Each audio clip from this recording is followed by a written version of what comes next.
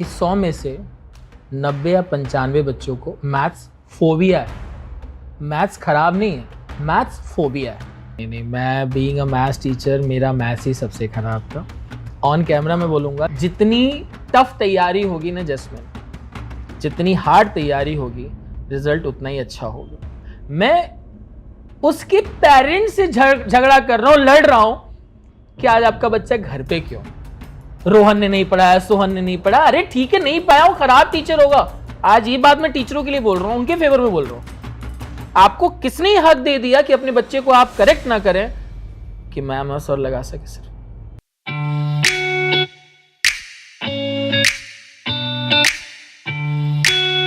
Welcome to my podcast reflection of reality. मैं हूं jasmine. आज हम बात करेंगे एक विषय की जो बच्चों को स्कूल से लेके कॉलेज तक परेशान करता है। वैसे तो ये सब्जेक्ट काफ़ी इंटरेस्टिंग है, मार्क्स भी पूरे मिलते हैं, मगर समझ ना आए तो फिर बात ही क्या। आज हम बात करेंगे मैथ्स की। आज हमारे साथ है मैथ्स टीचर अभिषेक सर। सर, आपका बहुत बहुत स्वागत है रिफ्लेक्शन ऑफ रियलिटी पॉडकास्ट में। थैंक यू बुलाने के लिए जी। जैसे मैं अपनी बात करूं तो मुझे भी मैथ्स में काफ़ी परेशानी रही है और बच्चों को भी बहुत परेशानी रहती है। तो आप तो मैथ्स के टीचर हैं, तो आपका क्या कहना है, क्या ये सही है? ये 100% सही बात है कि आप एवरेज समझते हैं कि 100 में से 90 या 95 बच्चों को मैथ्स फोबिया है। मैथ्स खराब नहीं है, मैथ्स फोबिया है। स्टार्टिंग से ही पेरेंटिंग जब होती है ना, कैलकुलेशन से लेके, गिनती से लेके, तो लोग कभी कभी लिखावट पे ध्यान देते हैं। आपने देखा होगा, आप खुद भी जब बच्चे थे, तो अभी आप अपने पेरेंट्स से पूछेंगे तो आपको पता चलेगा, जब आप छोटे थे ना तो आपको ABCD आप कैसे लिखें, कलर कैसे लिखें, इन सब चीज़ों पे ज़्यादा ध्यान देते थे। लेकिन अगर इसकी जगह पे वो कुछ ऐसे टूल्स यूज़ करते जो हमारे पुराने पेरेंट्स बहुत पहले यूज़ करते थे, चाहे वो कंचे के रूप में हो या छोटे छोटे बॉक्सेस के खेल के रूप में हो, तो अगर इस तरह से कुछ करते तो उनका माइंड डेवलप होता। मैथ्स किसी का भी खराब नहीं होता। बौद्धिक क्षमता थोड़ी सी कहीं किसी की प्लस या माइनस होती है तो उस सब्जेक्ट पे असर करता है, क्योंकि ये सबका सब पूरा प्रोसेस जो है वो कैलकुलेशन का है। तो मेरा पर्सनली मानना है, बीइंग अ मैथ्स टीचर, मेरी क्लास में भी अगर 20 बच्चे हैं तो उसमें से 1 या 2 बच्चे बस बहुत अच्छे होते हैं, नहीं तो मैक्सिमम बच्चे एवरेज और गुड के बीच में आते हैं। और कभी कभी कुछ ऐसे भी चैलेंजिंग बच्चे होते हैं जो पासिंग स्कोर करने में भी प्रॉब्लम क्रिएट करते हैं। तो ये सच बात है कि बच्चों को मैथ्स फोबिया है, मैथ्स का डर। जैसे सर आप मैथ्स को वैदिक तरीके से पढ़ाते हैं, तो ये वैदिक मैथ्स क्या है? वैदिक मैथ्स ऐसा है ना कि आज के दिन में किसी भी सॉल्यूशन को करने के 4 या 5 तरीके हो सकते हैं। वैदिक का मतलब ये है कि जब एक टीचर, वैदिक कोई ऐसा नहीं कोई अलग से किसी ग्रह से ये शब्द आ गया। वैदिक मतलब पुरानी स्ट्रैटेजी से, जो हमारे मतलब जो है पूर्वज या फिर ऐसे लोग यूज करते थे। मैं अपने किसी भी, मेरे एक मैथ्स टीचर थे, मैं आपको बताऊं, वो सुबह 5 बजे बच्चों को बुलाते थे ब्रह्म मुहूर्त में पढ़ाने के लिए। इंपॉर्टेंट ये था कि जिन बच्चों को मैथ्स अपना इंप्रूव करना होता तो वो जाते थे और बाकी बच्चे सो जाते थे। तो उनकी मैथ्स की टेक्निक कुछ ऐसी होती थी। क्या होता है ना, एक टीचर अपनी कुछ ऐसी टेक्निक डेवलप करता है कि सॉल्यूशन को आसान बनाते। जब भी आप लिखते हैं ना क्वेश्चन, फिर सॉल्यूशन, फिर आखिरी में बहुत सारे स्टेप्स होते हैं। एक टीचर का बेसिक काम यही है कि उस सॉल्यूशन को आसान बनाए, और वो हर टीचर करता भी है और शायद बहुत अच्छे से करता होगा। लेकिन आपको क्लास में ये जरूर इंश्योर करना होगा कि आपका जो तरीका है वो वैदिक है, मॉडर्न है, लेकिन the end of the day बच्चे को सवाल आना चाहिए। और हर बच्चा आज के दिन में गणित, अब वो नहीं रहा कि 1 से लेके 100, अब गणित इस समय पे अलजेब्रा हो गया है, ज्योमेट्री हो गया है, मेंसुरेशन हो गया है, 2D हो गया है, 3D हो गया है, ट्रिग्नोमेट्री हो गया है। एक बच्चे ने मुझसे बड़ा अजीब सा सवाल पूछा था कि सर हम 9th में एक मैथ्स का चैप्टर पढ़ रहे हैं, इसका मेरे लाइफ से क्या लेना देना। यू वोंट बिलीव दैट कि मेरा जवाब क्या था। मैंने बोला, बेटा 9th का मैथ्स तुम्हारे कैरियर में कहीं नहीं आने वाला, लेकिन सबसे इंपॉर्टेंट बात यह है कि जब इस चैप्टर को तुम समझते हो, जो तुम्हारा माइंड प्रोसेस होता है, जो तुम डेवलप होते हो वो डेवलपमेंट काम आता है जो इस चैप्टर की वजह से तुम्हारा हुआ है। तो ये चीज सबसे ज्यादा इंपॉर्टेंट है और कहीं ना कहीं मुझे लगता है कि हर टीचर एक अपना सोल्यूशन बना के रखता है। वैदिक तरीका थोड़ा अच्छा है। वैदिक का मतलब यही मैं फिर से दोबारा रिपीट करूंगा कि एक टीचर अपनी एक बेहतर सोल्यूशन को बच्चों को समझाने के लिए यूज करे, यही वैदिक तरीका है। और वैदिक मैथ्स में तो आजकल बहुत कुछ चल रहा है जिसको शॉर्टकट्स बोलते हैं कि 3-4 स्टेप्स की जगह पे आप एक स्टेप में कैसे आंसर लेके जाए। मैं उसमें बिलीव नहीं करता हूँ। वैदिक मैथ्स का मतलब मेरा बिलीव जो है कि एक टीचर ने एक सोल्यूशन को कितना आसान बनाया उस बच्चे के हिसाब से। सर जैसे हम आपके बचपन की अगर बात करें तो क्या आप पहले से ही टॉपर रहे हैं या आपको भी कोई विषय में परेशानी हुई है? नहीं, मैं बीइंग अ मैथ्स टीचर मेरा मैथ्स ही सबसे खराब था। ऑन कैमरा मैं बोलूँगा कि मैं हिंदी मीडियम मैथ्स से पढ़ा हूँ और 100 में से मेरे 48 मार्क्स थे मैथ्स। ये मैं ऑन कैमरा बोल रहा हूँ और मेरे सारे बच्चों को पता है कि मेरा सबसे कमजोर सब्जेक्ट जो है जैस्मीन वो मैथ्स ही था। लेकिन मैंने अपने सबसे कमजोर सब्जेक्ट को आज अपने सर्वाइवल का एक तरीका बना लिया है या फिर एक जरिया बना लिया है। वही मेरा अचीवमेंट है और यही मैं हर बच्चे को बोलता हूँ। मेरे क्लास में एक हफ्ते के अंदर हर सब्जेक्ट की क्लास बैलेंसिंग होती है, लेकिन सबसे ज्यादा क्लास मैथ्स की होती है। अगर साइंस की एक क्लास होगी तो मैथ्स की 3 होगी, एसएस की 2 होगी तो मैथ्स की 6 होगी। मैं इंश्योर करता हूं कि बच्चे पहले मैथ्स ज्यादा पढ़ें, खूब सारा मैथ्स पढ़ें। मैं मैथ्स से इतना डरता था कि एक बार मैं खुद मैथ्स के एक दिन एग्जाम के पहले बीमारी का नाटक किया, मैंने बुखार का नाटक किया।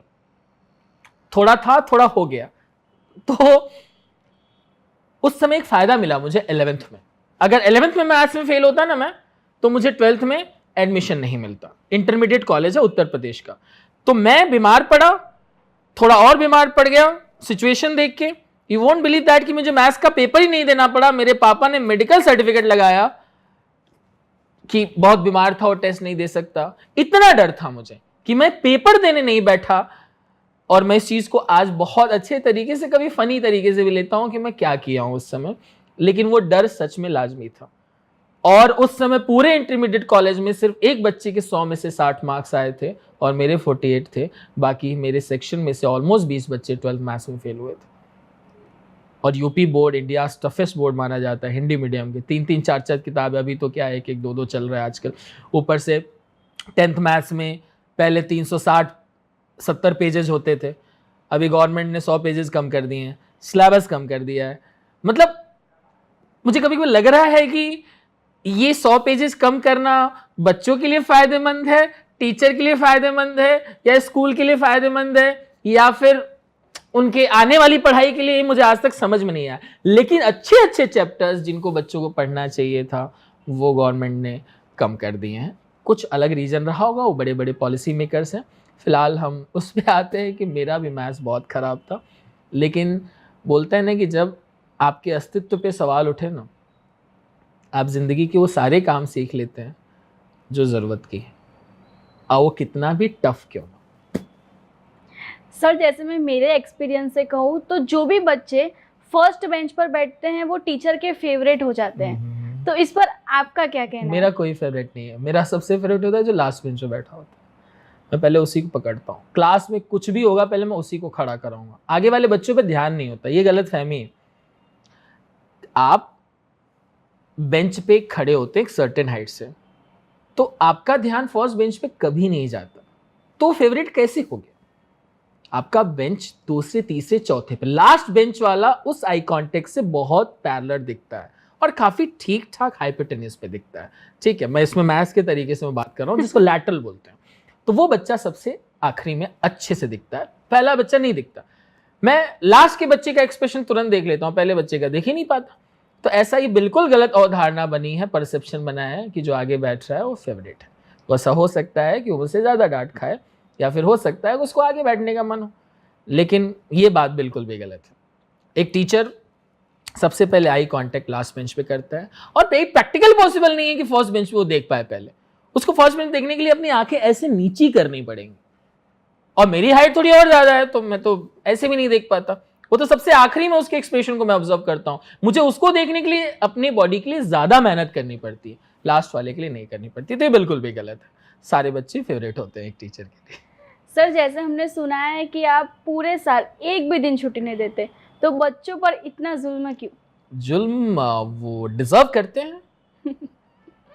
जितनी टफ तैयारी होगी ना जैस्मिन, जितनी हार्ड तैयारी होगी, रिजल्ट उतना ही अच्छा होगा। क्यों घबरा रहे हैं लोग 365 दिन पढ़ने से? 365 दिन खाना नहीं खाते क्या? 365 दिन सोते नहीं क्या? 365 दिन खेलते नहीं क्या? तो 365 दिन पढ़ने में क्या प्रॉब्लम है? सबसे बड़ा सवाल तो ये है ना। वो अगर ये मैं बोलूं ना, वो डिजर्व करते हैं, टफेस्ट तैयारी डिजर्व करते हैं। और टफेस्ट तैयारी का मतलब क्या हुआ? डेली कंसिस्टेंट तैयारी, बिना भूले, बिना चूके। आप मुझे एक चीज बताओ, कोई भी ट्रेनिंग आप एक दिन ना मिस कर दो तो क्या उसका आउटकम होगा? आप बताओ। वो काम हम थोड़ी डिले हो जाएगी। मेरे एक बहुत अच्छे पहचान वाले मैक्सिमम टीचर बोलते हैं कि एक दिन अगर बच्चे की पढ़ाई नहीं होती है ना, तो उसके 3 दिन बर्बाद होते हैं। अब सोचो, अगर वो बच्चा 10 दिन छुट्टी लेता है तो कितने बर्बाद हो गए? 30 दिन। 99.99 स्कूल में, आज डंके की चोट पे बोलता हूं कि 100% जो स्कूल्स हैं वो साल में कम से कम मिनिमम 2.5 से 3 महीने छुट्टी देते हैं। एकेडमिक ईयर कितने महीने का होता है? 11 से 12 महीने का। उसमें से 2 से 2.5 महीने आपको छुट्टी दे दी, तो कितने महीने बचे? 8, 8.5, 9 महीने। मैं संडेज और पब्लिक हॉलीडेज अभी ढंग से नहीं गिनाऊंगा। और ये इसी वजह से उन लोगों को अपने सिलेबसेस को तेजी से भगाना पड़ता है, क्योंकि छुट्टियां वो ज्यादा देते हैं। तो वो घर पे पढ़ नहीं रहा है, स्कूल में पढ़ नहीं रहा है, तो एक ही तो जगह है जैस्मिन, वो है ट्यूशन। तो अब तुमने खुद नोटिस किया होगा कभी कि स्कूल में सिलेबस भगाया? क्यों भगाया हो? छुट्टी डेली पढ़ाते तो नहीं भगा, जरूरत नहीं पड़ती। इसका मतलब छुट्टियां ज्यादा थी, वो लेट चल रहे थे। और सबसे खराब तो तब होता है, अभी तो मैं 2-2.5 महीने बोल रहा हूं, अगर आप इसको ढंग से गिनोगे ना तो 365 दिन में ऑलमोस्ट 52 वीक्स हो गए, 52 संडेज हो गए, 50-52 दिन संडेज हो गए। नवरात्रि ले लो, होली ले लो, दिवाली ले लो, रक्षाबंधन ले लो, गांधी जयंती ले लो, ऐसे गिनते जाओ ना तो ऑलमोस्ट आपके 70-80 दिन आसानी से आ जाते हैं। और एक और बात, इसमें समर वेकेशन इंक्लूडेड नहीं है जो 40-50 दिन का होता है। तो अगर आप बहुत अच्छे से गिनोगे ना बच्चे, तो कम से कम 3 महीने स्कूल बंद होते हैं। तो बच्चे का तो 6 महीने की तो पढ़ाई खराब हो गई ना। एक दिन ना पढ़ के कितने दिन बर्बाद हुए उसके? 3 दिन। तो ऐसे 60 दिन बर्बाद करके उसके कितने हो गए? ऑलमोस्ट 180 दिन हो गए। वैसी कैलकुलेशन।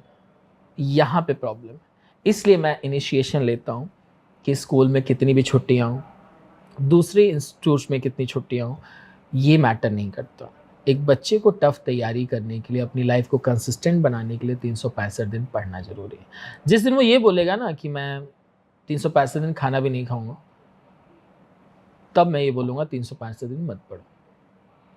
तो सर इसमें बच्चों की तो गलती नहीं है, बच्चों को तो पहले से ही छुट्टी दी जाती है और हम खुश हो जाते हैं कि अब छुट्टी आने वाली है। तो इसमें तो बच्चों की भी गलती नहीं है, पहले से ही बनाया हुआ है कि हॉलीडे होगी। बच्चों की गलती नहीं है, प्रॉब्लम ये है कि उसको पढ़ना है कि नहीं। जैस्मिन, मैं एक चीज बोलूंगा कि अगर वो घर पे 365 दिन पढ़ लेना तो भी उसको ट्यूशन आने की जरूरत नहीं। मान लो स्कूल में छुट्टी है, क्या वो बच्चा घर पे 1.5 घंटे सेल्फ स्टडी कर सकता है? कर सकता है ना? कर सकते हैं। नहीं करता ना। तो किसी को तो इनिशिएशन लेना पड़ेगा, चाहे मैं हूं या कोई और हो। अच्छी बात पता है क्या है इसमें? नीयत की बात आ रही है। मैं हमेशा बड़ा ही बात करता हूं, मैं उसके पेरेंट्स से झगड़ा कर रहा हूं, लड़ रहा हूं कि आज आपका बच्चा घर पे क्यों है, ट्यूशन क्यों नहीं आया।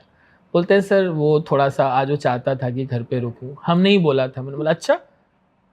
कभी कभी पेरेंट बच्चे को डिफेंड कर देते हैं, अरे हमने ही बोला था आज मत जा ट्यूशन। मैंने बोला सर बहुत अच्छी बात है कि आप पहले पेरेंट हैं ऐसे जो बच्चे को बोल रहे हैं कि आज तू ट्यूशन मत जा क्योंकि तू थक गया है, पता नहीं लग रहा आईएएस बन गया है, सीधा नीली बत्ती गाड़ी घर पे नीचे खड़ी है, उसकी जिंदगी का टास्क ही खत्म हो गया है, इतना आराम करना है इनको। तो मैं इस चीज को एज अ टफेस्ट मानता हूं। और सच में बताऊं, अगर वो घर पे सेल्फ स्टडी करे ना तो 365 दिन मैं उस बच्चे को जरूर ये बात बोलता हूं कि 365 दिन वो बच्चा जरूर पढ़े कि जो घर पे बिल्कुल नहीं पढ़ता। और जब ये घर पे पेरेंट की कहीं ना कहीं पेरेंट भी परेशान है ना, वो बच्चे को देखते हैं कि 9 में से 10, ऑलमोस्ट समझो कि 10 में से 9 बच्चे ना घर पे सेल्फ स्टडी नहीं कर रहे हैं, और ये वही पेरेंट होते हैं जो अपने बच्चों को सबसे ज़्यादा छुट्टियां दिलवाते हैं हर बात पे। उसको बस बच्चे को खुद नहीं पता उसका सरदर्द कर रहा है, लेकिन पेरेंट को जरूर पता चलता है कि उसका सरदर्द कर रहा है। मतलब छोटी सी खरोच आ जाती है वो छुट्टी ले लेते हैं, खांसी आ जाती है वो छुट्टी ले लेते हैं, कोई उनको ट्यूशन छोड़ने वाला नहीं है। मतलब कैन यू बिलीव इट कि एक बच्चे की 2.5 घंटे की पढ़ाई का ऑब्लिगेशन ये है कि कोई छोड़ने वाला नहीं था। अब आप उस पढ़ाई के लिए इतने सीरियस हैं कि बच्चे के पास व्हीकल नहीं है, कोई छोड़ने वाला नहीं है, तो 1.5 घंटे की पढ़ाई की बलि चढ़ा दो। ट्यूशन वाले तो हैं 3 दिन बाद आएंगे तो पढ़ा देंगे। और मैं एक चीज बताऊं, मैं अपने यहाँ सिलेबस रिवाइज उस बच्चे का बिल्कुल नहीं कराता जो अनजाने में या जानबूझ के छुट्टी लेता हूँ। जो जेन्युइन छुट्टी लेगा जैस्मिन, कोई बीमार पड़ गया तो ही मैं कोशिश करता हूँ मैं उसका सिलेबस रिवाइज कराऊँ, नहीं तो नहीं कराता मैं। ये बच्चे को समझना पड़ेगा, और इस बच्चे को समझने के लिए प्रोसेस थोड़ा सा 4th 5th से शुरुआत करनी पड़ेगी कि जब वो छोटा बच्चा हो ना। मैं एक चीज़ बताऊँ, छोटे बच्चे को तैयार करना बड़ा आसान, चाहो जैसे भी आप तैयार करें। जैसे आप 7वीं 8वीं में आए, पेरेंट्स अगर आप मेरी बात सुन रहे हैं तो ये मैं आपको बता दूं, थोड़ा बदलना या बच्चों को थोड़ा उस बदलाव की तरफ ले जाना थोड़ा टफ हो जाता है। मैं ये नहीं बोलता कि किसी बच्चे का कुछ नहीं हो सकता, मैं ये बिल्कुल नहीं बोलूँगा। बच्चा अपना कर्म और भाग्य लेके आया, ऐसा हो सकता है कि 12वीं तक कुछ न करे, 1000 करोड़ की कंपनी खोल दे, लेकिन इस पॉसिबिलिटी पे मैं 4th 5th में तो उसके साथ खराब नहीं होने दूंगा ना। आज के तो बड़ा ट्रेंड चल रहा है। आजकल मुझे एक पेरेंट बता रहे थे कि सर हम सुबह 10 बजे से लेके 8 बजे तक नौकरी करते हैं, बॉस हमको डांटता है, हमको एक्स अमाउंट मिलता है, और एक यूट्यूबर, एक इंस्टाग्राम रील वाले आते हैं, कैमरा ऑन करके 20 सेकंड का बनाते हैं और हमसे 10x 50x पैसा कमाते हैं। सर कभी कभी लगता है हम भी वही कर लेते तो कितना आसान रहता। ये लोग सोचने लगे हैं आज के दिन में। तो मैं उस पॉसिबिलिटी के बारे में बात नहीं करूंगा कि बच्चा भविष्य में क्या अच्छा करेगा। अरे बिल्कुल अच्छा कर सकता है, लेकिन उस अच्छे होने की संभावना में मैं उसका प्रेजेंट में तो खराब नहीं होने दूंगा ना। तो ये बात है जस्मिन, और कुछ नहीं। सर आपकी ये सब बात सुन के मुझे लग रहा है कि आप काफ़ी स्ट्रिक्ट टीचर हो। बनना चाहिए, पेरेंट को भी बनना चाहिए। मॉम या डैड में से किसी एक को, चलो तुमसे एक सवाल पूछते हैं, तुम्हारे घर में स्ट्रिक्ट कौन है, पापा या मम्मी? मम्मी। Mummy strict. उससे फायदा होगा? फायदा हुआ कि नहीं हुआ? हुआ। बस जिस दिन तुमको ये समझ में आ जाएगा ना किसी के स्ट्रिक्ट रहने से फायदा है, उस दिन आप स्ट्रिक्ट बातें यूज नहीं करेंगे, आप उसको पॉजिटिव लेंगे। करेले जैसा कोई नहीं लेना चाहता, लेकिन वो बड़ा अच्छा होता है, हेल्दी होता है। और आजकल तो मैंने पंच रत्न करके आजकल एक जूस चल रहा है, रोड पे बिकता है। इसमें करेला, पता नहीं 5 प्रकार के उसमें जूस होते हैं। उसमें करेले का फ्लेवर ना सबसे आखिरी में आता है, लेकिन वो सबसे अच्छा होता है। मुझे बिल्कुल करेला पसंद नहीं था, लेकिन मैं इस बात से कि वो मेरे लिए फ़ायदेमंद है मैं उसको अवॉइड करूं, ये बात भी अच्छी नहीं। तो आप हमेशा इस बात से इंस्पायर ज़रूर होना कि कोई था कि जिसने आपको हमेशा डांट फटकार के स्ट्रिक्ट तरीके से रखा, क्योंकि आप बच्चे हो ना। एक इंसान बढ़ावा देता है, जैसे मैं अपने घर की बात कर रहा हूँ, मतलब मैं अपनी बच्ची को के साथ बहुत स्ट्रिक्ट रहता हूँ, मैं बहुत डांटता हूँ। मतलब 4.5 साल की, क्या जरूरत है डांटने की, लेकिन मुझे पता है कि भविष्य में अगर वो टांडव होने की संभावना रही ना, तो किसी एक पे तो ब्लेम जाएगा ना, मम्मी पे या पापा पे। कौन लेगा ये ब्लेम? किसकी वजह से बच्ची बिगड़ी? मम्मी। तो वो चीज में नहीं फंसना, उस चक्र में ही नहीं फंसना, लेकिन दोषी तो दोनों है ना। आप हमेशा आइडली मतलब माँ बाप बोलते हैं, ये कभी नहीं बोलते कि मम्मी की वजह से बिगड़ गई, पापा बस नहीं। अ वर्ड इज पेरेंट्स, दोषी दोनों है। एक ने बढ़ावा दिया और एक ने बिल्कुल खींच के रखा, तो बैलेंस क्रिएट नहीं हो पाया। उम्मीद है कि मतलब तुम्हारे साथ ऐसा ना हुआ, लेकिन मुझे पर्सनली ये बहुत अच्छा लगता है कि जब तुमने बोला ना स्ट्रिक्ट है, ये बहुत अच्छी बात है। और उससे भी बड़ी बात, यू हैव एक्सेप्टेड कि वो चीज अच्छी है। और बच्चे आप मैच्योर होकर ये बात समझ गए हो ना, इससे अच्छी बात कुछ हो ही नहीं सकती। आई होप कि ये सारे बच्चे समझें कि टफ होना, स्ट्रिक्ट होना उनके अच्छे के लिए। मेरे पास बच्चा 3-4 साल रहेगा, कितना ही डांट लूंगा मैं उसको 1.5 घंटे में, डेली 1.5 घंटे आएगा ना, कितना डांट लूंगा मैं उसको। मैं उसकी जिंदगी में बहुत ज्यादा बदलाव नहीं कर सकता, लेकिन उस नेचर से वो बच्चा कम से कम 1.5 घंटे मेरे यहाँ शांति से पढ़ेगा, जो उसके लिए बहुत जरूरी है जस्ट, इसीलिए मैं स्ट्रिक्ट। सर जैसे हमने सुना है कि आप पेरेंट्स को मिलने घर पर जाते हैं, होम विजिट्स। हाँ, और हम जहाँ ट्यूशन पढ़ते थे वहाँ पेरेंट्स को बुलाया जाता था हमारी कंप्लेन करने के लिए, तो आप इस पर क्या कहेंगे? पेरेंट्स थक गए हैं, जब भी कहीं से फोन आता है समझ जाएंगे वो, अब वही पूछने लगे कि मुझे पता है मेरे बच्चे के बारे में कुछ नई बात बताओ। तो जस्मिन कोई नई बात नहीं, बच्चे के बारे में कंप्लेन के लिए पेरेंट्स बाय डिफॉल्ट प्रिपेयर होते हैं कि मेरे बच्चे की कंप्लेन आई। तो आजकल कुछ लोग ऐसे भी बोलने लगे हैं जस्मिन कि बच्चे के अंदर प्रॉब्लम थी तभी तो आपके यहाँ भेजा ना, तो आप सुधारिए इसको। तो इस तरीके से हैंडल नहीं होता है। मुझे पर्सनली लगा कि ब्लेम गेम से काम नहीं चलेगा। एक तो जब रिजल्ट खराब होता है ना, तो टीचर और पेरेंट के बीच में एक वॉर क्रिएट होता है, कोल्ड वॉर, और ट्यूशन टीचर पे पूरा बम फोड़ दिया जाता है कि देखो बच्चा ग्रो नहीं किया। मैं पेरेंट्स को हमेशा बोलता हूँ कि ये सवाल थोड़ा स्कूल में भी तो पूछाते, उनकी भी तो जिम्मेदारी थी। क्या ट्यूशन टीचर ने ही मतलब पूरा ठेका ले रखा है, और वो जो अपना काम अच्छे से कर रहा है उसको कैसे आप ब्लेम कर सकते हैं? आप उन पे करिए ना जो नहीं कर रहा है, तो कभी स्कूल में ही बोल दीजिए। अब स्कूल के टीचर की जनरली इस समय आदत है complain mode, complain mode, complain mode. मैं इसमें बिलीव भी करता हूं कि बच्चा कर रहा होगा गलती, लेकिन अब पेरेंट इरिटेट हो रहे हैं, इतना कंप्लेन, इससे अच्छा घर ही बैठा लेना, रोज फोन आने से अच्छा घर ही बैठ जा तू, क्योंकि रोज आके ये बोलता है आज आपके बच्चे ने ये किया, कैसा लगेगा? अच्छा नहीं लगेगा। एग्जैक्टली। तो मुझे ऐसा लगा कि मैं इस प्रॉब्लम को रिजॉल्व करूं, तो इसके लिए मैंने होम विजिट शुरू किया। उनके एनवायरनमेंट में जाता था, उनकी बातें सुनता था, कुछ कमियां होती तो सुधारता था। अगर मैं उसको, बच्चे को या उसके पेरेंट को अपने प्रेमाइसेस में कुछ बोलता हूं ना, तो वो खुल के बात नहीं कर पाता। बोलते हैं ना homely feel, word is that, home feel. I don't know, अंग्रेजी मेरी बहुत अच्छी नहीं है। तो जब वो घर वाली माहौल को फील करते हैं ना, तो खुल के बात करते हैं।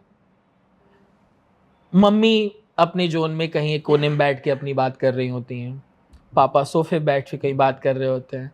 जैसी कुछ अच्छी या बुरी बात होती है, एक रूम से दादी निकल के आ जाती हैं, अरे नहीं नहीं ये अच्छी बात है। तो कितना अच्छा कम्युनिकेशन होता है पूरी फैमिली को समझने का कि ये टफ हैं, ये सॉफ्ट हैं, ये कुछ नहीं बोलते, ये भी सॉफ्ट हैं, ये न्यूट्रल हैं। तो इससे अपने को पता चलता है कि अब घर में 6 लोग हैं, 4 लोग टफ हैं, 2 लोग सॉफ्ट हैं, मुझे लगता है कि इस बच्चे की परवरिश अच्छी होने वाली। और जैसे ही मुझे इक्विलिब्रियम मेंटेन नहीं दिखता, 6 में से 4 सॉफ्ट हैं, 2 टफ है, मुझे लग जाता है कि बच्चे का खेल हो जाता है। और एक मैं बात बताऊं, ये बात भी सच है कि पढ़ने वाला बच्चा पढ़ लेता है, लेकिन द वे आपको रास्ता दिखाना पड़ेगा और किसी न किसी को इनिशिएशन लेना पड़ेगा। अब मान लो बच्चा बॉर्न हो गया और चलने लगा, कोई ऐसे छोड़ देता है क्या? वो प्रैक्टिकली पॉसिबल नहीं है। तो इसलिए भी आज के दिन में कम्युनिकेशन बहुत जरूरी है, और पेरेंट को आप लूप में रखिए कि उस बच्चे की जिंदगी में क्या चल रहा है, किस टीचर के साथ उसका अच्छा है, किस टीचर के साथ बुरा है। और मैं पेरेंट को कुछ मामलों में दोषी भी मानता हूं। एक होम विजिट कर रहा था मैं, एक बच्चे ने, मैंने पूछा किस टीचर के साथ तुम्हारी प्रॉब्लम है। उस बच्चे ने उस टीचर का नाम लिया, बिना मैम लगाया, जस्मिन।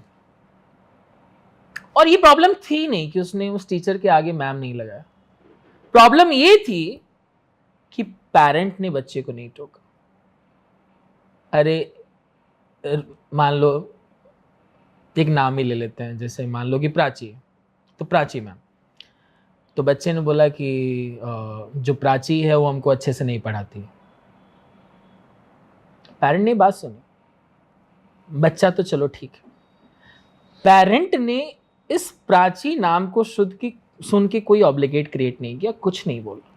दुख की बात ये थी। जब वो बोलते हैं ना बेटा मैम लगाते हैं, मज़ा तो तब आता। तो ये बढ़ावा कहाँ से मिल रहा है? वहाँ से। तो इसलिए हम टोकते हैं कि सर आप कैसे सुन लेते हो, रोहन ने नहीं पढ़ाया, सोहन ने नहीं पढ़ा। अरे ठीक है, नहीं पढ़ाया, वो खराब टीचर होगा। आज ये बात मैं टीचरों के लिए बोल रहा हूं, उनके फेवर में बोल रहा हूं। आपको किसने हक दे दिया कि अपने बच्चे को आप करेक्ट ना करें कि मैम और सर लगा सके सिर्फ, और उसमें उसको बुरा मानने की कोई बात ही नहीं है। लगाना चाहिए ना। आप भी अपने टीचर के लिए ऐसे ही बोलते हैं क्या? तो प्रोसेस में बात आ गई ना। तो इसलिए कभी कभी पेरेंट्स को करेक्ट करना जरूरी है, और जब हम अपने प्रमाइसेस में करते हैं जैस्मिन, तो थोड़ा उनको दुख होता है। हम उनके घर में करते हैं ना, होमली फील करा के, तो वो सुनते हैं और अपने आप को इम्प्रूव भी करते हैं। और बहुत सारे पेरेंट्स मेरी बात से सहमत भी होते हैं। हाँ, मैं थोड़ा सा स्ट्रिक्ट बोलता हूँ, थोड़ा टफ लैंग्वेज होगा, लेकिन the end of the day मैं उन्हीं के भले की बात कर रहा हूँ ना। मेरा भला तो पता ही नहीं कब होगा, क्योंकि मैं तो अभी तक तो टीचर ही बना हूँ। मेरे फाइनेंशियल ग्रोथ से या मेरे डेवलपमेंट से लोगों को समझ में आ ही गया होगा कि हम कहाँ पे हैं। तो मुझे तो कोई बोल ही नहीं सकता कि सर नोट छाप रहे हैं, 1000 करोड़ कमा लिए।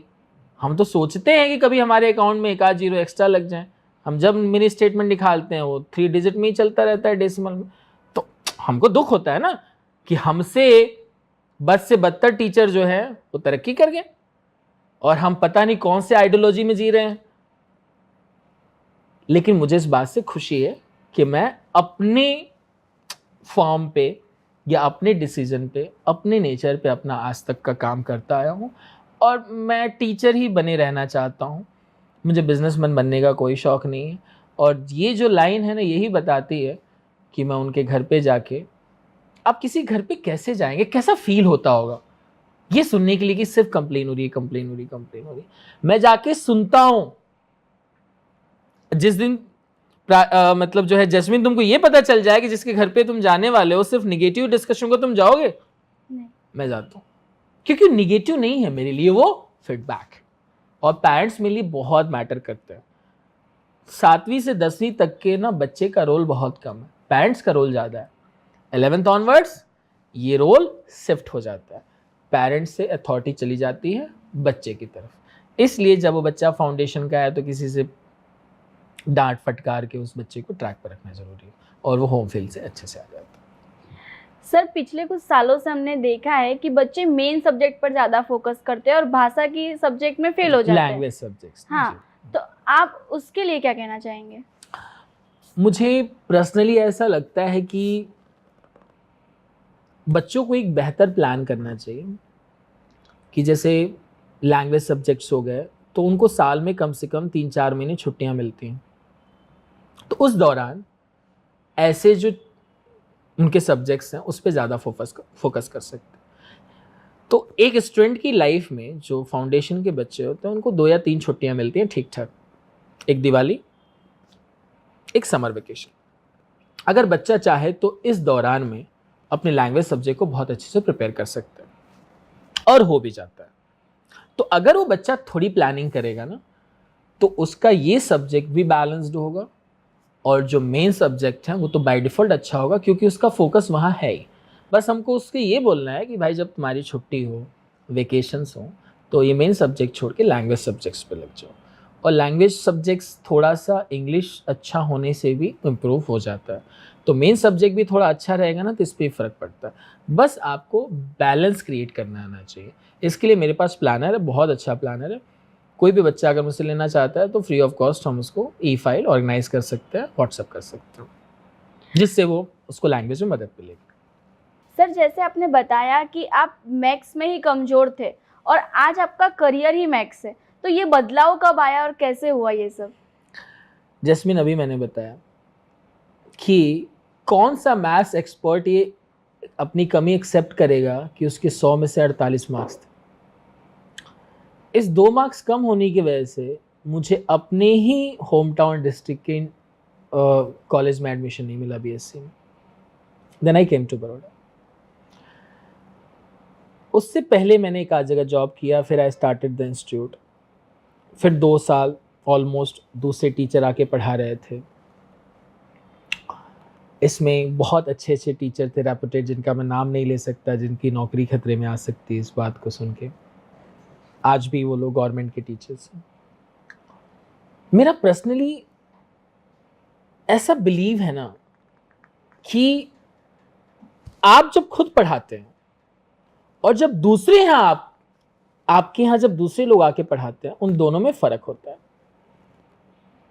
तो अचानक से 2-3 टीचर्स ने थोड़ा सा किया कि नहीं नहीं अब हम नहीं करेंगे। हमको लगा हमारा सेंटर का नुकसान होगा, बिजनेस का नुकसान होगा। ये कहानी बड़ी लंबी है, इसको मैं थोड़ा सा शॉर्ट में करके बस इतना समझाता हूँ कि अचानक मुझे सुबह उठ के पता चला कि सिर्फ मुझे यह पढ़ाना है, अब कोई टीचर नहीं। तो एक इंस्टीट्यूट में ना सबसे स्ट्रांग सब्जेक्ट मैथ्स होता है। अगर इंस्टीट्यूट का ओनर एक स्ट्रांग सब्जेक्ट को होल्ड करता है ना, तो दूसरा सब्जेक्ट उसके कंट्रोल में रहता है। तो मुझे लगा कि अगर मैं एसएस इंग्लिश पढ़ाऊंगा तो एमवी लोग लेंगे, बहुत हल्के में लेंगे।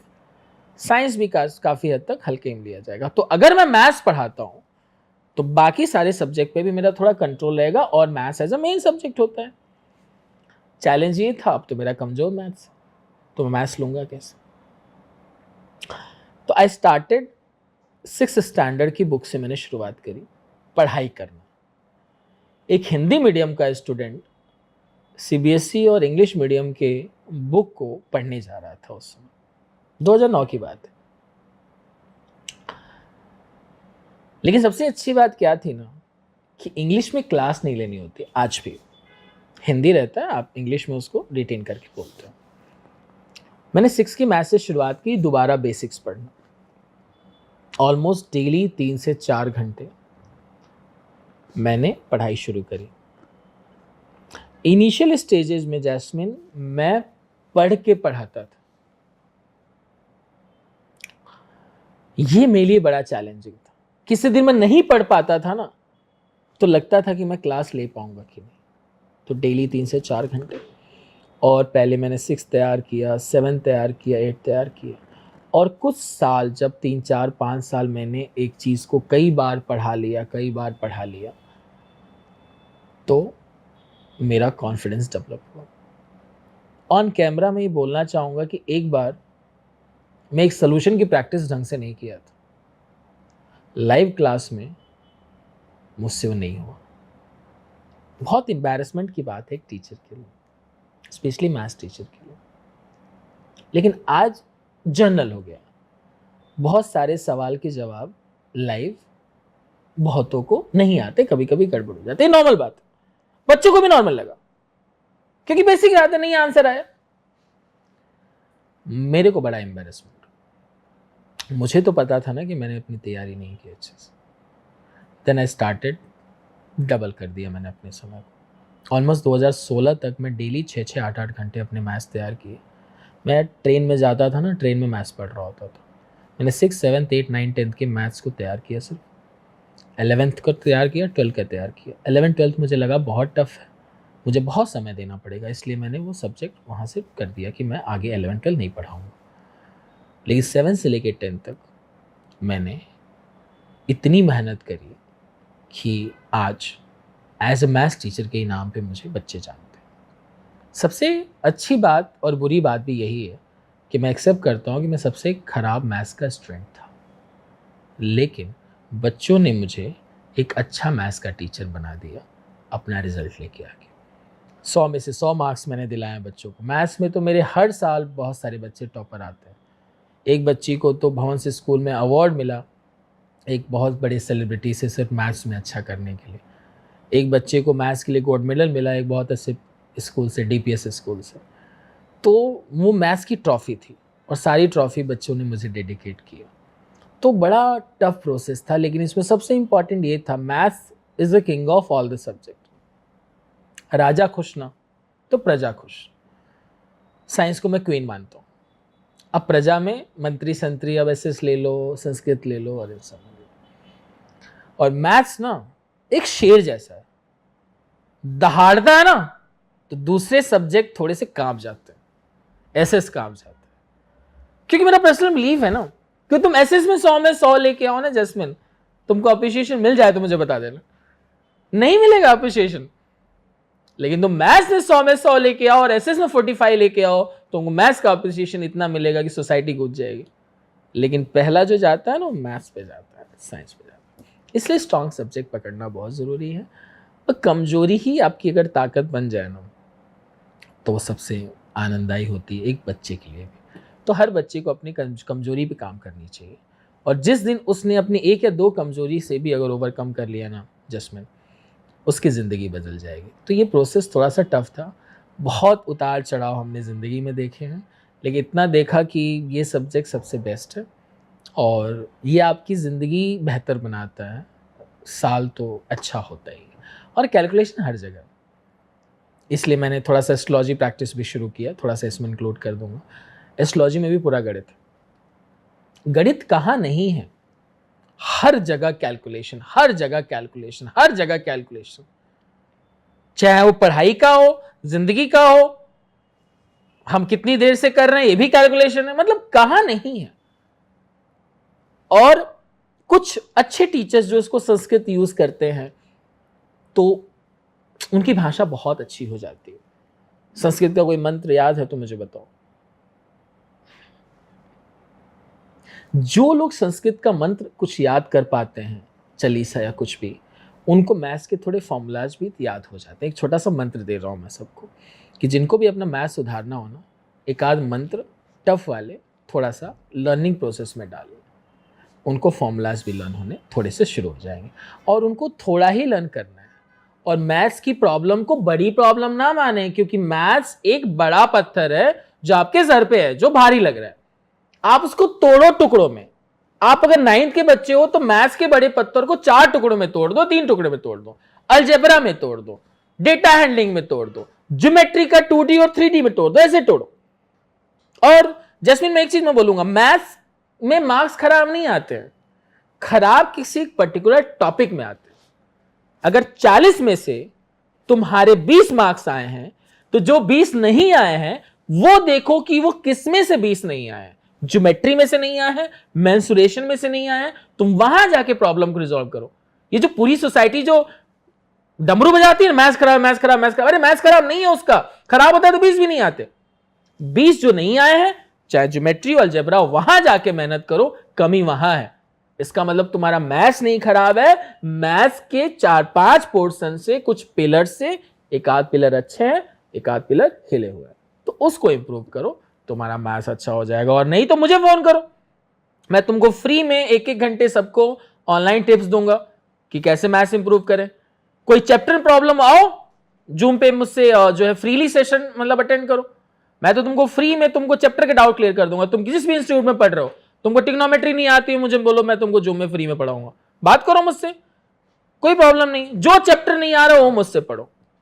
और ये 6 से 10 तक के पूरे इंडिया के बच्चों को मैं इन्वाइट करना चाहूंगा। अब क्योंकि सबको बोल दिया है तो टाइम के हिसाब से देख लेंगे, लेकिन हाँ, ये सबके लिए फ्री 1-to-1। हाँ, ये बोल रहा हूं मैं जैस्मिन, 1-to-1। एक केरला का बच्चा भी मुझसे 1-to-1 मैथ्स पढ़ सकता है फ्री में इस समय।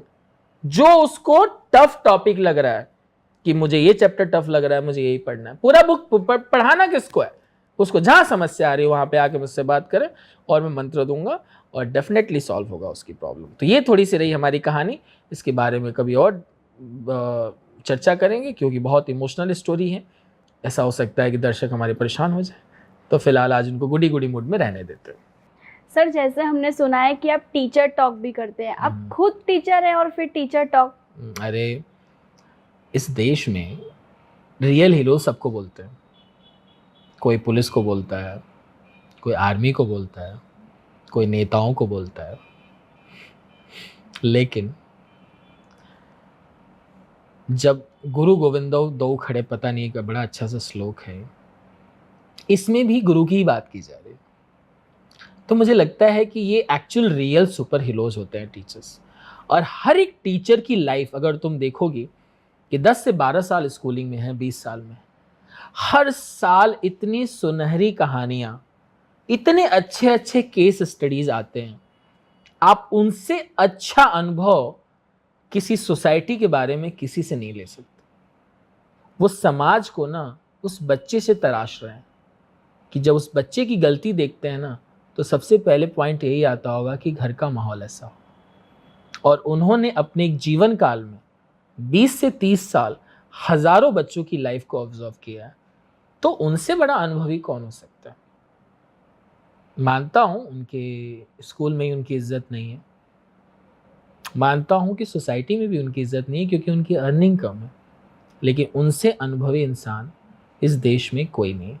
तो रियल हीरोज मेरे हिसाब से टीचर्स, क्योंकि टीचर्स ही पुलिस बना रहे हैं, टीचर ही आर्मी बना रहे हैं, और टीचर ही कहीं ना कहीं पॉलिटिशियन बना रहे हैं, क्योंकि आजकल तो पॉलिटिक्स में भी मिनिमम एजुकेशन आ चुका है। तो आप टीचर को रियल हीरोज क्यों नहीं मान रहे? किसी टीचर को इस देश में सम्मान क्यों नहीं मिल रहा है? यही तो वजह है। तो ये सम्मान का इनिशिएशन मैंने लिया, मैंने लंबी लंबी उनकी बातें सुनी। जिस टीचर को उनकी स्कूल के अलावा कोई नहीं जानता, उनको मैंने बड़ा प्लेटफॉर्म दिया, और मैं इससे बहुत खुश हूं, ये मैंने दिया क्योंकि कोई कर ही नहीं सकता।